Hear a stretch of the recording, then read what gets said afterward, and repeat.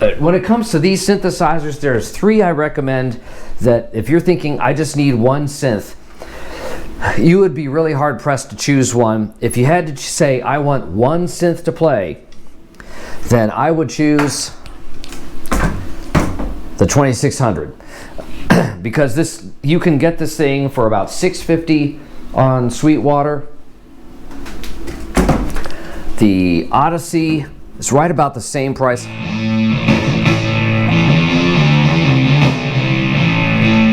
Think of the Odyssey as a very limited 2600, and they've added to it because, of course, when you put out a new synth, you got to play around. Well, let's see if we can add this. We'll see if we can. I didn't like how we did this with the 2600. Let's add this.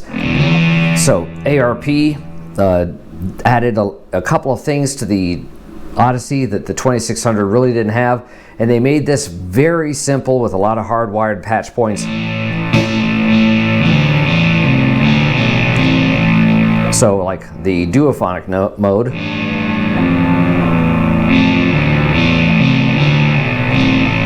That's why a lot of scary movies, early 70s, had a lot of these duophonic things in their soundtracks, is because they could finally do it. And so, should you choose the 2600? If you had to choose one, I would say yes. If you're looking for something that's very simple to use and still want analog, I would go with the Odyssey. If you can afford both, I would get the Odyssey and the Poly D. Because let's face it, this thing has. Let me go back to our saw wave. Sorry, forgot this thing has 4 oscillators. Or you can just drop it right to triangle and get that Lucky Man sound. Get the.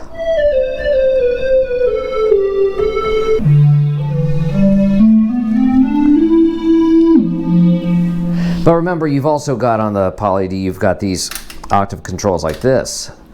So you have a very wide range.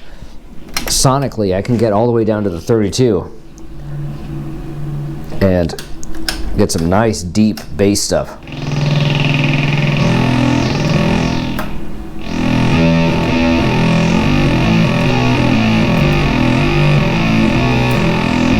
Or if you want to get more of a pentatonic thing. This is not in how to play the keyboard, but what about which ones to choose. So if you had to choose one, 2600. If you could afford 2, I would go with the 2600 and the Odyssey. If you could choose all 3, Poly D, Odyssey, and 2600.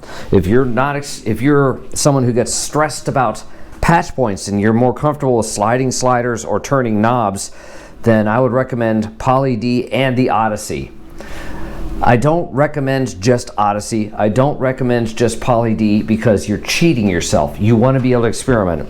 If you're into techno and psytrance, you want the K2.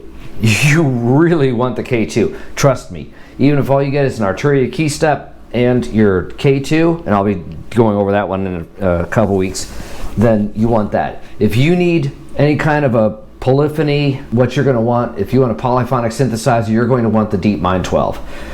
And why not the 6? The 6 is less expensive. I realize that due to budgets, most of you are going to choose the DeepMind 6, but there are some sounds in here when I get this thing on, and I don't even have to wait for the DeepMind 12 to warm up.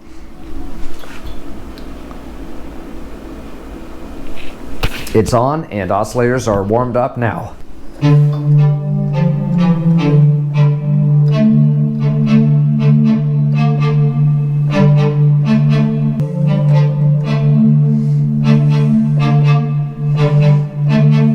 If you need polyphonic, DeepMind 12.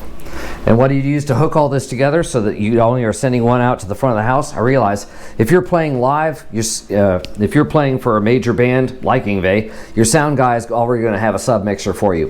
When you're playing in a club band, you don't have that kind of luxury. Get yourself a Xenix, the Xenix 8, the 12.8, and set this thing up just the way I've got it here. And I explained that on one of my shorts, but basically all you're doing is you're setting everything just straight center. The only thing you have to worry about is making sure main mix is pressed, because if I take that out, Why? I don't hear anything. Okay, main mix. There you go.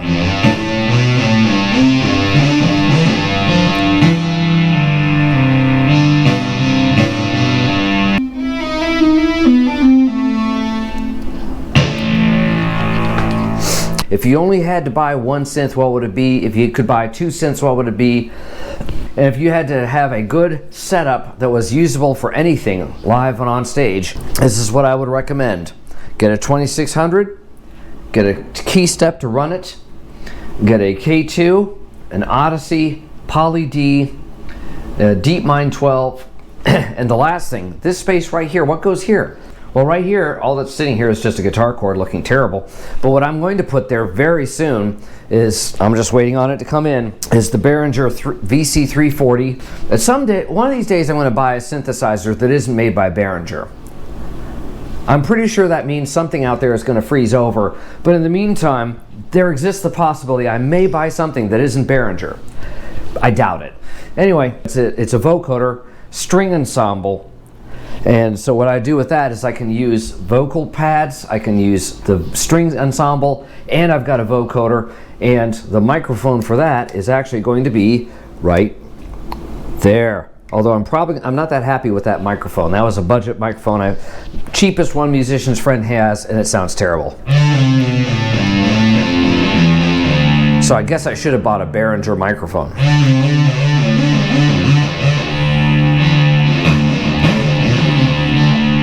All right, remember, comment, like, subscribe, and we will see you next time.